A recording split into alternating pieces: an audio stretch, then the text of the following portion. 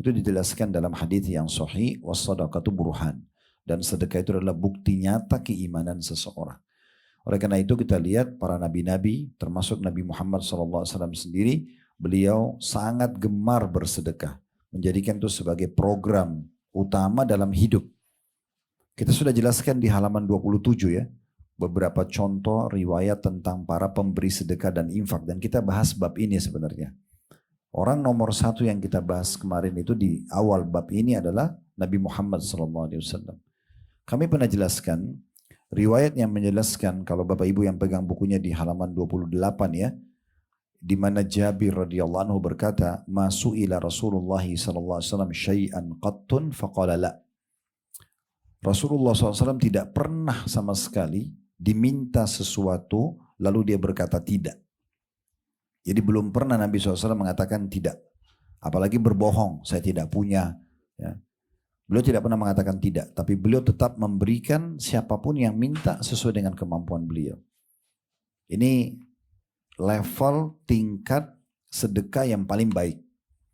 Sedekah yang pertama itu standar adalah kalau Bapak Ibu dimintai oleh orang lalu kita kasih. Itu standar. Kadang-kadang kita kasih, kadang-kadang kita nolak gitu ya. Kalau mau yang lebih bagus lagi adalah memang kita memberi tanpa orang minta. Kita sering berbagi makanan, pakaian, memberi kepada siapa saja. Orang mampu tidak mampu, semuanya kita berbagi, itu level yang bagus. Level yang di atasnya adalah tidak pernah menolak. Ini yang paling bagus, tidak pernah menolak siapapun yang minta. Caranya gimana? Supaya hati kita jadi lapang. Kita jadi mau selalu memberi. Ya, tidak pernah menolak siapapun yang minta. Mau orang kaya atau orang miskin. Kita memahami bahwasanya transaksi kita Bapak Ibu sekalian bukan sama orang yang sedang minta. Tetapi sama Allah Subhanahu wa ta'ala. Coba tanamkan dalam diri kita, semua permintaan yang masuk adalah proposal ya, bisnis yang paling menguntungkan dari Allah Subhanahu wa ta'ala. Siapa saja yang minta. Apa saja peluang sedekah. Semua itu proposal agar kita investasi tapi kepada Allah Subhanahu wa ta'ala, bukan kepada manusia.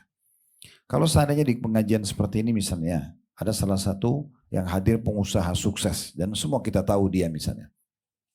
Kita tahu dia omsetnya sampai sekian miliar misalnya per hari karena besarnya usahanya. Lalu kemudian dia datang kepada kita lalu berkata, saya akan buka peluang investasi sekarang dan akan dapat keuntungan bersama saya di akhir bulan. Saya yakin karena kita tahu dia orang yang sukses dalam berbisnis, perusahaannya juga maju, kita tahu alamatnya misalnya, kita tahulah prestasinya secara nasional. Saya yakin kita tidak ragu. Bahkan kalau perlu semua yang ada di rekening kita, kita investasikan. Misal contoh kita punya 1 miliar, 5 miliar, 10 miliar. Kita akan pikir daripada di rekening saya diam, lebih baik saya investasi ke orang ini. Toh nanti akan kembali juga, kembali modalnya, kembali untungnya. Begitu umumnya kan orang berpikir. Kalau memang yang datang kepada kita orang yang sukses dan kita tahu. Kadang-kadang bahkan ada orang yang datang kepada kita belum kita kenal. Tapi karena dia bisa mempresentasikan, ya, mempresentasikan secara jelas tentang proposal bisnis dia.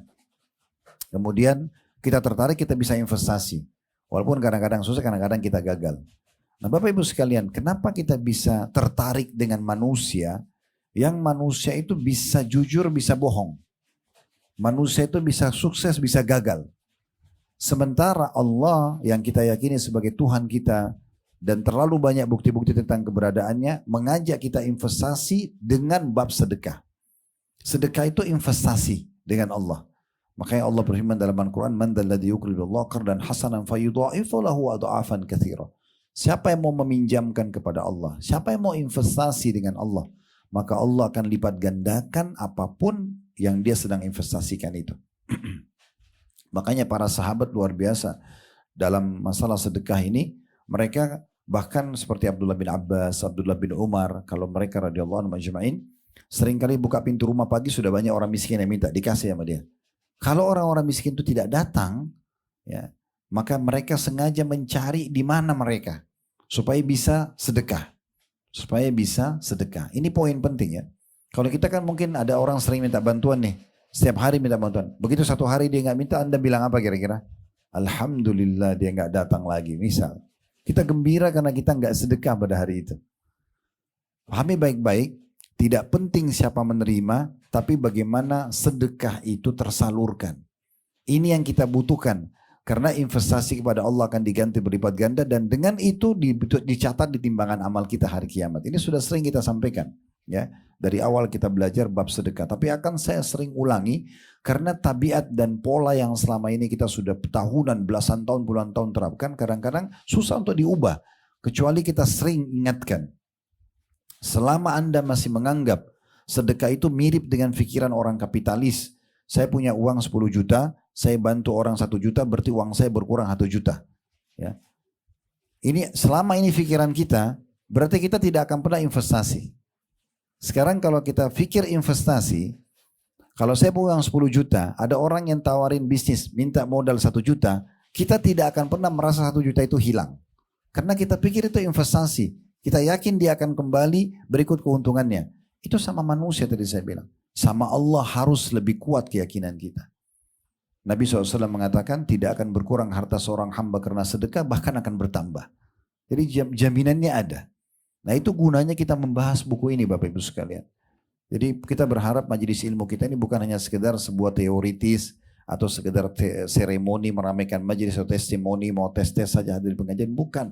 Ini sebuah kaidah dalam hidup kita yang kita bisa jadikan sebagai roda ya yang berputar untuk membawa kita mengatur manajemen kehidupan kita. Nah seperti itu kurang lebih. Jadi pesan kita pada siang ini yang pertama adalah jadikan semua sedekah yang masuk proposal dari Allah, investasi bersama Allah yang Allah pasti maha benar dengan janjinya. Tidak usah lihat yang kedua, tidak usah lihat siapa yang menerima, tapi bagaimana sedekah saya tersalurkan. Masih ingat perkataan-perkataan yang kita baca berulang-ulang ya di buku kita ini, ya itu perkataan para salaf yang hampir setiap pertemuan kita ulangi itu ya. Bisa dibuka kembali di halaman 6 sama halaman 7. Izinkan saya ulangi 1-2 menit saja. Di situ ada perkataan Al-Laits ibn Sa'ad di halaman 7-nya. Bisa dilihat ya. Al-Laits ibn Sa'ad rahimahullah berkata, barang siapa yang telah mengambil dariku suatu sedekah atau hadiah, maka hak dirinya atas diriku lebih besar daripada hak diriku atas dirinya. Jadi kalau ada orang yang menerima justru sedekah dari aku, kata Al-Laits rahimahullah, berarti dia lebih pantas saya hormati, lebih pantas saya muliakan. Kenapa? Apa alasannya? Beliau katakan, karena dia, orang ini, telah menerima apa yang telah aku korbankan kepada Allah. Lihat sudut pandangnya orang-orang soleh sebelum kita begitu dengan sedekah. Dia nggak menganggap itu satu kekurangan. Dia anggap ini justru prestasi. Karena melalui orang yang minta ini, itu dicatat di timbangan amal saya hari kiamat. Ini pola fikir yang berbeda. Di bawahnya ada perkataan Al-Fudail bin Iyad. Ini juga seorang ulama yang lain. Beliau mengatakan kepada orang-orang yang sudah menerima sedekahnya.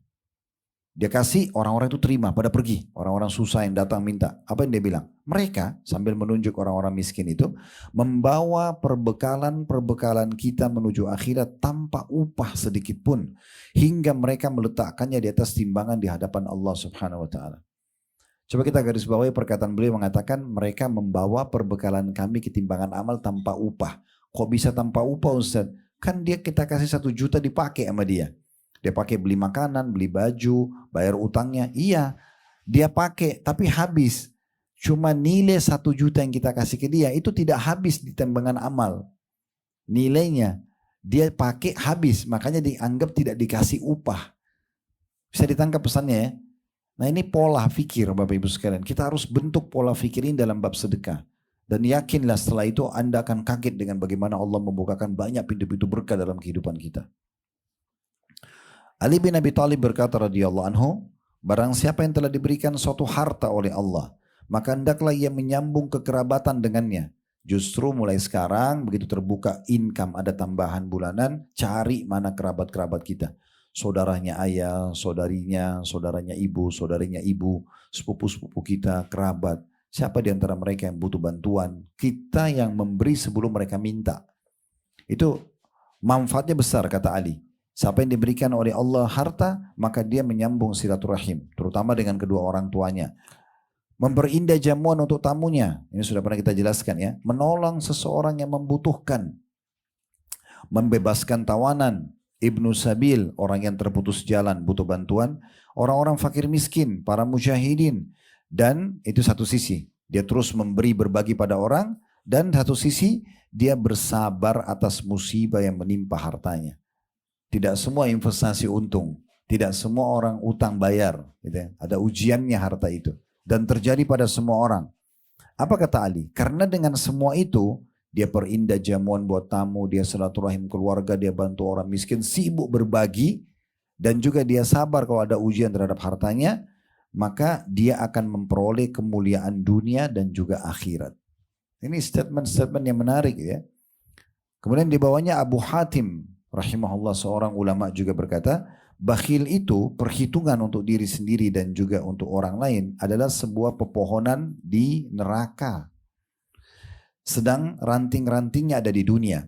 Barang siapa yang bergelantungan pada salah satu dari ranting-rantingnya, bakhil, maka dia akan menjerumuskannya kepada neraka.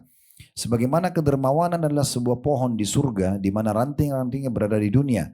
Dan barang siapa yang bergelantungan pada satu dari ranting-ranting itu, niscaya ia akan membawanya ke surga. Dan surga itu adalah tempatnya orang-orang dermawan. Sebagai penutup dikatakan, apabila salah seorang dari orang-orang saleh, maksudnya penutup dalam bahasan statement para ulama salaf ya, di halaman 7 dan 8. Dia dari halaman 6 sampai 8, tapi kita baca halaman 7 dan 8. Kata penulis ini, apabila salah seorang dari orang-orang soleh didatangi oleh orang miskin seraya meminta sedekah kepadanya, maka dia akan berkata kepada orang miskin itu. Coba pernah gak kita terapin ini Bapak Ibu sekalian? Ada orang minta, kalau orang-orang dulu begini dia bilang. Dia bilang sama orang miskin itu, selamat datang wahai orang yang hadir untuk membawa perbekalan kami kepada Rob kami. Senyum, ramah, sambut para peminta itu. Karena dia anggap itu adalah orang-orang yang akan membawa perbekalan ke timbangan amal. Karena harus melalui mereka, baru dicatat di timbangan amal kita. Dan surga itu tempatnya orang-orang dermawan. Nah seperti itu ya. Kemudian kita juga sudah menyinggung sedekahnya Abu Bakar radhiyallahu anhu. Ya. Kalau sedekah Nabi SAW sudah kita jelaskan dari halaman 27, 28, 29 sampai di halaman 31. Ya. Kemudian kita sudah bahas juga tentang Abu Bakar dari halaman 32 sampai halaman 34 ya. Ini juga sudah kita jelaskan pada pertemuan yang lalu bagaimana Abu Bakar sangat dermawan dan mengikuti langkah Nabi SAW dan suka sekali berbagi. Dan beliau itu kalau sudah berbagi di jalan Allah itu nggak pakai perhitungan. Berapa yang dia punya. Misalnya dia bawa uang 1 juta rupiah kalau hidup masa kita sekarang dia minta dikasih mau 1 juta itu.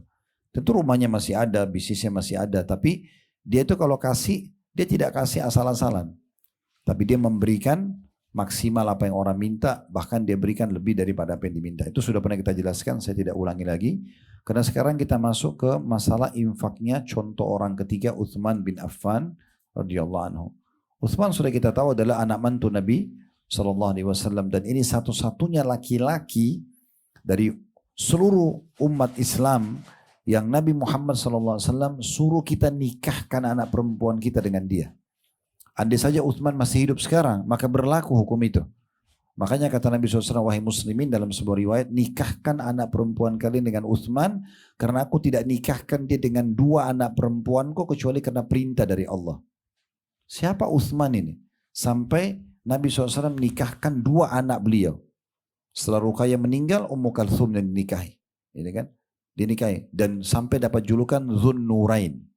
Orang yang memiliki 2 cahaya karena menikahi 2 langsung anak perempuan Nabi. Kalau Ali bin Abi Thalib cuma menikahi Fatimah. Ini menikahi 2 walaupun yang satu meninggal baru nikah yang satu ya. Kita bisa bayangkan kalau kita di posisi mertua. Misal kita punya anak mantu. Anak kita perempuan 2 orang, anak mantu kita laki-laki. Bagaimana baiknya anak mantu kita itu. Sampai kita terfikir kalau anak kita yang jadi istri dia meninggal. Kita nikahkan lagi sama adik istrinya. Itu kan berarti menandakan pasti laki-laki ini punya kedudukan yang sangat tinggi, gitu kan? Karena kita tidak mungkin lanjutkan estafet ke anak mantuan dia, kecuali karena kita tahu orangnya baik. Nah itu yang Nabi SAW lakukan. Itu posisinya Utsman bin Affan, gitu kan? Dan orang ini luar biasa, sangat cinta dengan sedekah. Radhiyallahu anhu, makanya jadi contoh dalam masalah seperti ini. Ya. Nah Utsman bin Affan disebutkan yang pertama oleh penulis di sini. Tentu nama penulis Hasan bin Ahmad bin Hasan Hamman. Hafidahullah, masih hidup beliau. Menukir riwayat Al-Hakim. Al-Hakim itu kalau yang pegang bukunya ini nama seseorang ya, penulis buku, nama bukunya Mustadrak. Mustadrak Al-Hakim. Meriwayatkan dari Abdurrahman bin Samura radhiyallahu anhu, beliau berkata, Uthman bin Affan radhiyallahu anhu datang kepada Nabi SAW dengan membawa 1000 dinar ketika mempersiapkan pasukan Al-Usra atau pasukan untuk perang Tabuk ketika masa sulit. Lalu Uthman meletakkan seluruh dinar itu di pangkuan Nabi SAW. Abdurrahman yang menukir riwayat ini berkata, lalu Nabi SAW membalikkannya seraya bersabda, Ma dharra Uthman ma amila ba'da hadzal yaum. Tidak ada atau tidaklah akan membahayakan Uthman apapun yang dilakukan setelah hari ini. Beliau mengatakannya beberapa kali. Dalam riwayat yang lain, Nabi SAW bersabda kepada Uthman, Ghafarallahu laka ya Uthman, ma asrarta wa ma a'lanta wa ma akhfaita wa ma kana kainan ila an taqumas sa'ah. Semoga Allah mengampunimu wahai Uthman, apa yang engkau rahasiakan, apa yang engkau tampakkan, dan apa yang engkau sembunyikan, serta apapun yang terjadi hingga hari kiamat nanti. Baik, dua riwayat ini baru saya baca ya. Sekarang kita masuk ke penjelasannya. Peperangan Nabi Muhammad SAW yang terakhir Bapak Ibu sekalian namanya Perang Tabuk. Tabuk ini lokasi ya.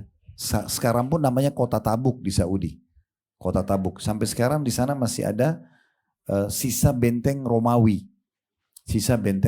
Masih ada di wilayah Tabuk. Dia termasuk kota yang berkembang pesat. Ini termasuk kota Saudi yang sering turun salju. Pernah dengar Saudi turun salju? Itu di Tabuk ya.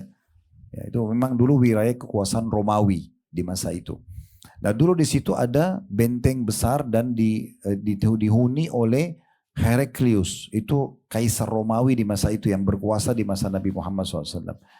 Kaisar ini pernah masuk Islam Bapak Ibu sekalian. Waktu dia kebetulan pendeta, dia pastor dan dia raja. Waktu Nabi Muhammad SAW kirim surat mengajak dia masuk Islam, maka dia masuk Islam. Karena dia bertanya kepada yang membawa surat Nabi itu tentang ciri-ciri kepribadiannya, fisiknya Nabi, dan ternyata sama semua yang dia tahu dari Injil. Maka dia masuk Islam. Namun waktu dia ajak pendeta-pendeta yang lain yang merupakan penasehat kerajaan, mereka menolak. Karena mereka ya tidak mau beriman kecuali dari Bani Israel. Sementara mereka anggap Nabi Muhammad SAW bukan dari Bani Israel. Nah karena dia takut kerajaannya runtuh, Heraklius ini dia menyatakan keluar dari agama Islam. Dia murtad.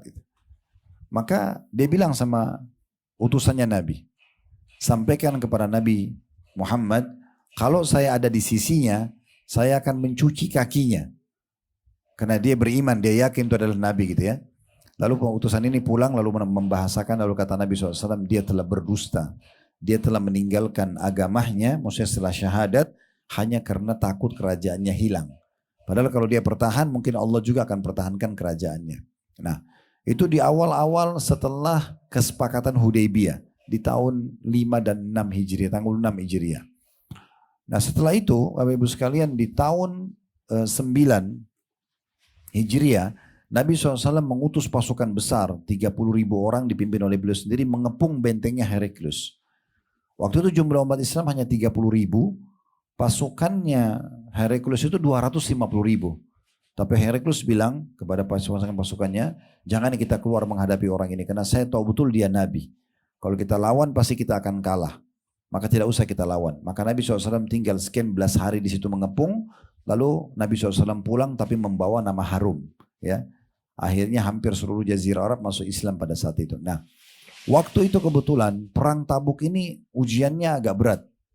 Pertama karena Tabuk jauh dari Madinah. Jaraknya mungkin kalau tidak salah sekitar 1000 km lah ya. Zaman sekarang pun orang kalau naik pesawat mungkin butuh 1,5 jam sampai 2 jam gitu ya. Darat lebih lama lagi, bisa 12 jam lewat darat biasanya, 10 sampai 12 jam. Nah pada masa itu lagi musim panas, jaraknya jauh. Dan subhanallah di Madinah tinggal 1-2 hari lagi mereka akan panen kurma. Nah kurma ini kebetulan income utamanya masyarakat Madinah. Tapi ujian datang. Allah SWT memerintahkan Nabi SAW mewajibkan semua laki-laki muslim untuk pergi jihad sampai terkumpul 30.000 orang. Dan mereka harus meninggalkan keluarga mereka, meninggalkan kebun mereka, mereka akan panen dan musim panas lagi. Sampai orang-orang munafik menyebarkan isu, kenapa kita nggak tunggu dulu dingin sedikit baru kita pergi berperang. Maka Allah turunkan dalam Al-Quran, Qul naru jahannam asyaddu harra. Katakan hai Muhammad kepada orang munafik-munafik itu kalau neraka jahannam lebih panas.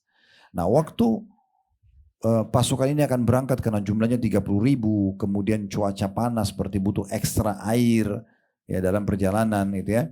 Nabi SAW kumpulkan siapa saja yang mau berinfak. Siapa saja yang mau berinfak. Maka Nabi iklankan, ayo siapa yang mau berinfak? Sekarang butuh.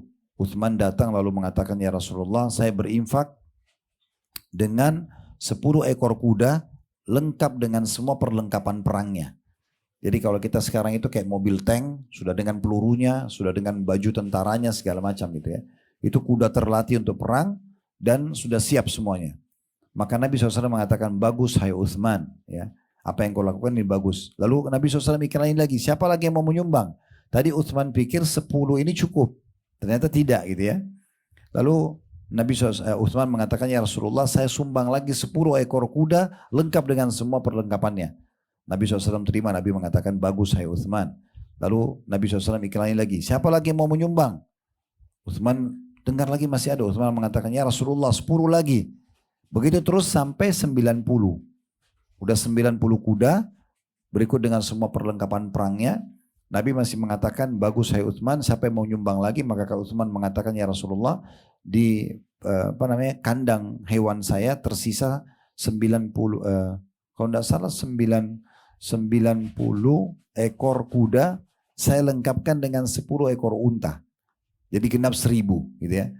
Semuanya dikasih. Maka setelah itu Nabi SAW membahasakan ini tidak ada lagi yang bisa membahayakan Uthman setelah apa yang dia bersedekah pada hari ini. Riwayat yang diangkat oleh penulis adalah Uthman membawa 1.000 dinar. Ya, 1.000 dinar yang kemudian beliau sumbangkan di peperangan tersebut. Sehingga hampir ya banyak sekali prajurit yang berangkat waktu itu di jihad yang panen pahalanya adalah Uthman. Makanya Nabi bilang setelah dia buat hari ini sedekahnya ini, kalaupun ada pelanggaran dia lakukan ke depannya tidak akan berbahaya bagi dia.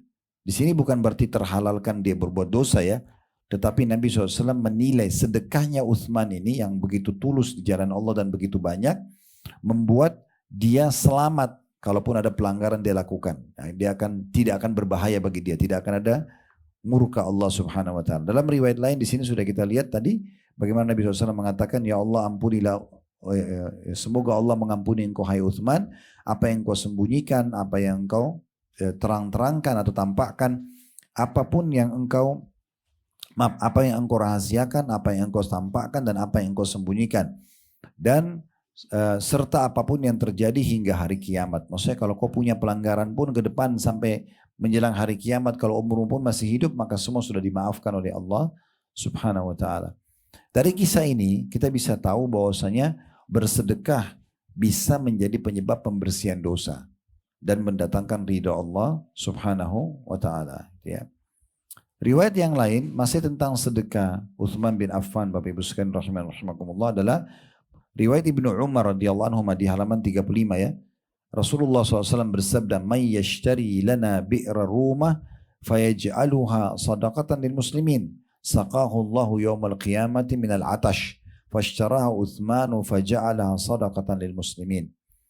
Nabi SAW bersabda waktu itu masih di perang Tabuk, karena waktu itu banyak butuh bekal minum air, dan waktu itu subhanallah waktu mau perang Tabuk karena musim kemarau peceklik, banyak sumur yang kering.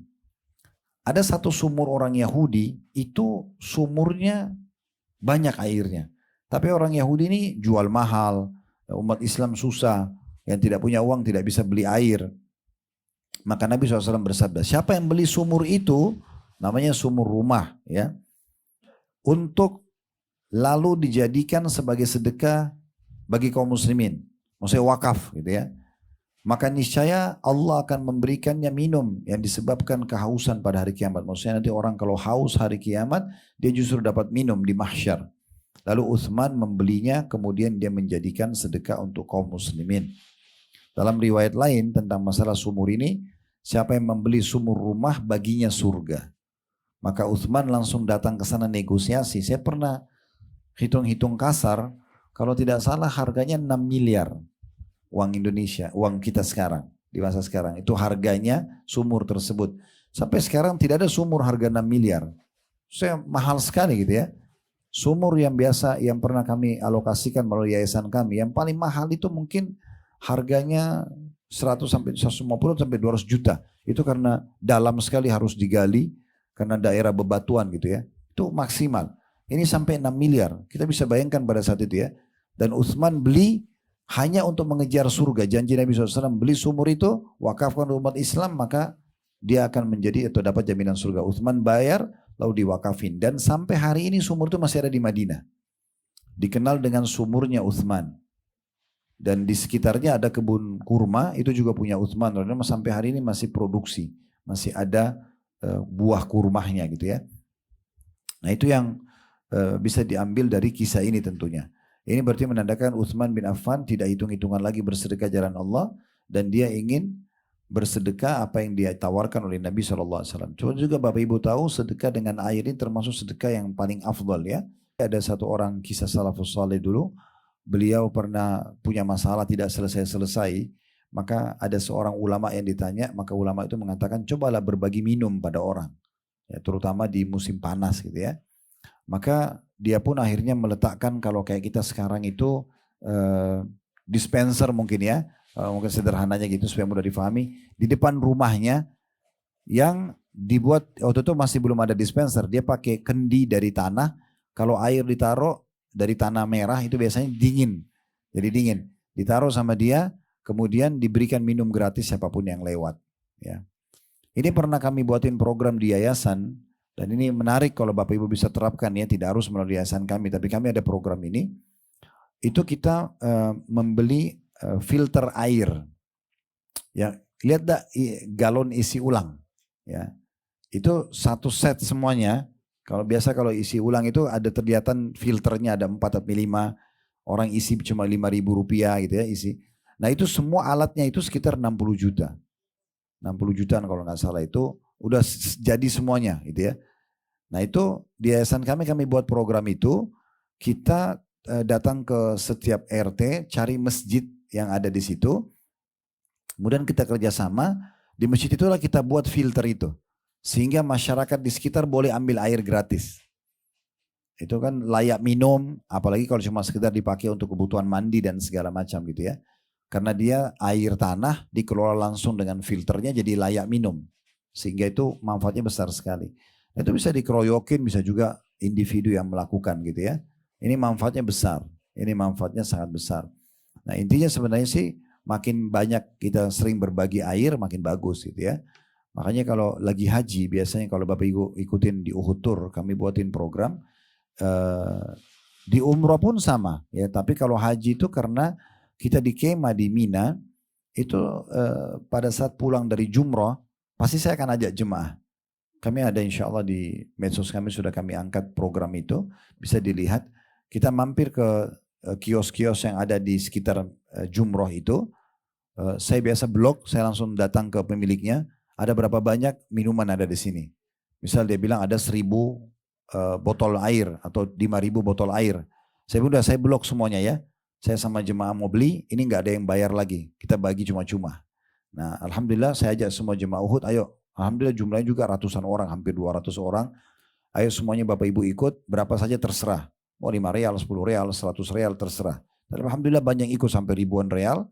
Terus kita beli, terus dibagi-bagiin ke jemaah yang lewat. Dari mana saja, dari negara mana saja. Tinggal kita bilang sabilillah, biasanya mereka langsung ambil. Ya. Nah biasanya kalau Bapak Ibu haji, itu pakai travel plus ya. Maksudnya yang VIP, biasanya kita kan cuma di tenda, kita nggak keluar ya. Nah tapi kalau satu waktu haji, kalau Bapak Ibu ada waktu di Arafah atau di Mina, coba keluar dari tenda. Nggak usah jauh-jauh.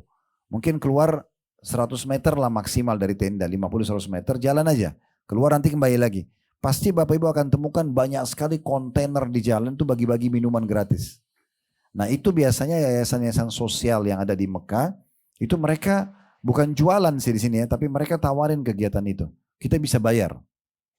Kita datang ke yayasannya, saya mau 1 kontainer air di Arafah misalnya. Itu biasanya kalau musim haji saya banyak tawarin di pengajian itu. Bapak Ibu siapa yang mau ikut silakan, pembagian air di Arafah, pembagian air di Mina gitu ya. Itu biasanya tinggal tergantung, kita bisa 1 kontainer. Kemarin tahun lalu kalau nggak salah kita sampai 5-6 kontainer itu. Dari gabungan uang-uang jemaah. Jadi kita pasang, bisa kita pasang spanduk kita, lalu kemudian dibagikan gratis siapapun yang mau minum gitu. Itu banyak sekali. Ada juga yang bagi makanan, ada macam-macam ya, yang bagi-bagi. Tapi yang paling sering orang kontainer itu mereka boleh kita beli minumannya, kemudian kita bagi jus atau kita bagi air putih. Nah, itu contohnya. Jadi sebenarnya banyak sekali program yang bisa, tapi kalau Bapak Ibu misalnya tahu di kampung-kampung ada butuh sumur bisa digali ya. Pernah kami di Sulawesi Tenggara itu ada satu perkampungan, ada 100 atau 200 kakak muslim, saya lupa karena ini kisah mungkin 15 tahun yang lalu. Kemudian sekretaris yayasan kami di sana pergi, di kampung itu ternyata itu semuanya muslim, kakak itu. Dan mereka kalau mau ambil air mereka harus naik gunung 3 kilometer, naik ke atas. Jauh sekali mereka jalan 3 kilometer. Nah ini mereka jalan 3 kilometer hanya ambil air di mata air lalu turun lagi. Jadi tiap hari begitu, mereka harus pikul berat.